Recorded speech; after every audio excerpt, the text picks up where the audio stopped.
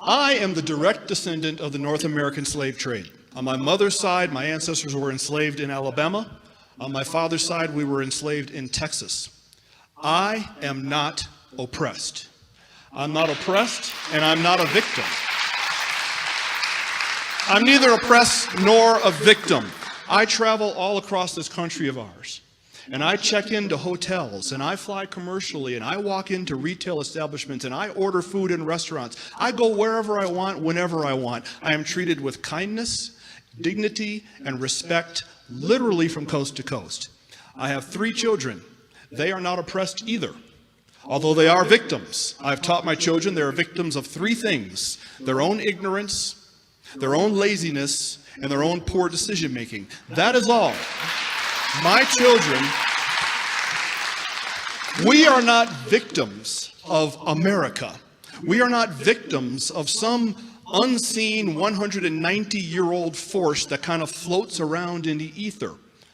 Putting critical race theory into our classrooms is taking our nation in the wrong direction. Racism in America would by and large be dead today if it were not for certain people and institutions keeping it on life support. And sadly, very sadly, one of those institutions is the American education system.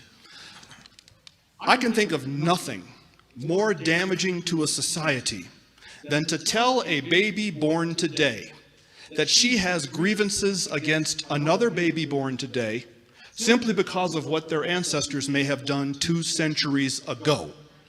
There is simply no point in doing that to our children, and putting critical race theory into our classrooms in part does that. Putting critical race theory into our classrooms is not combating racism, it's fanning the flames of what little embers are left.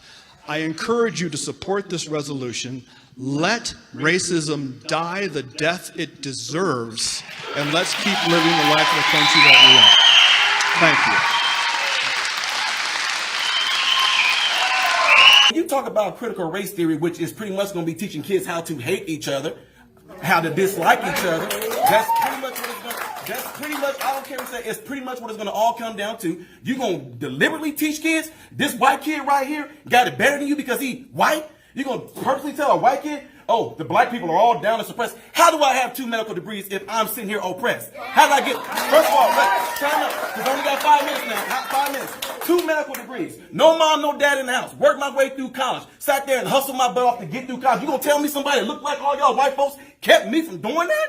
Are you serious? Not one white person ever came to me and say, well, son, you're never going to be able to get nowhere because you know the black people. But guess what? What's sickening about this whole thing is what y'all doing right now is already something I do in my community right now to speak out against stuff, because black folks are getting told by other black folks, oh, you know you ain't going to be able to do nothing out there in the world because them white folks ain't going to let you get no, or you know you're not going to be able to do it here because you know, the white man going to keep you down. Well, how did I get where I am right now?